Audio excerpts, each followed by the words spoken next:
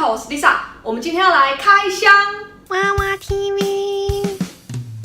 这个呢，就是我们今天要来开的平面爵士鼓。是这样子的，我忘了是我国中的时候还是我高中的时候呢，有学过一点爵士鼓。那我现在无聊的时候呢，就想要随便敲2下，自己爽一下嘛。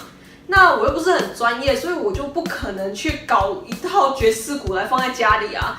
第一，它很贵嘛；第二，我家里也没有那么大的空间可以放爵士鼓。所以呢，我就在网上呢买了一套平面爵士鼓。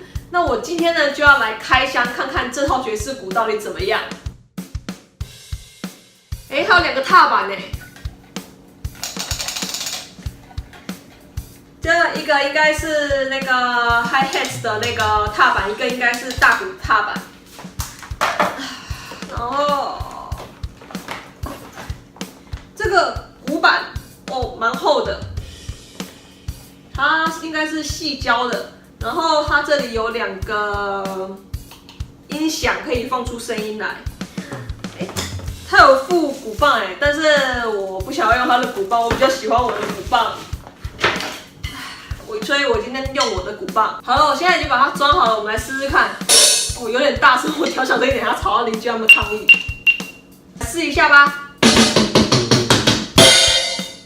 声音还不错，触感也还不错啦。那爵士鼓呢，主要就是由这个 hi-hat 跟这个小鼓，还有这个大鼓所组成的。那最基本的节奏呢，大概就是长这样子。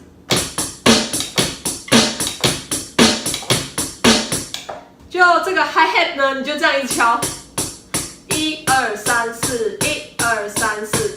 那这个小鼓呢，你就是在第3拍的时候敲，1 2 3 4 1 2 3 4。然后再加上脚的话，脚就是在第1拍踩就好了，就这样，1 2 3 4 1 2 3 4 1 2 3 4 1 2 3 4，就是最基本的节奏。这个应该就是我现在大概唯一会的，我之前学的应该都还给老师了。好，那我们放一点音乐来试试看吧。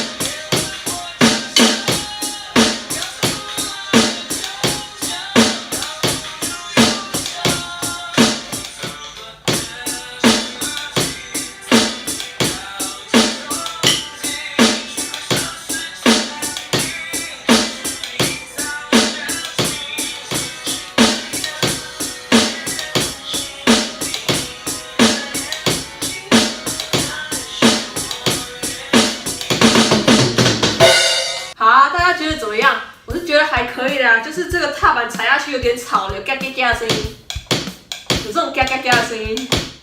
然后这边这个打这个跟这个的时候，很容易敲到，因为普通的爵士鼓嘛，它这个 hi-hat 是在这里，然后小鼓在这里嘛，所以都是这样子打，所以比较不会敲到。可是这个都在这里，然后就很容易敲到。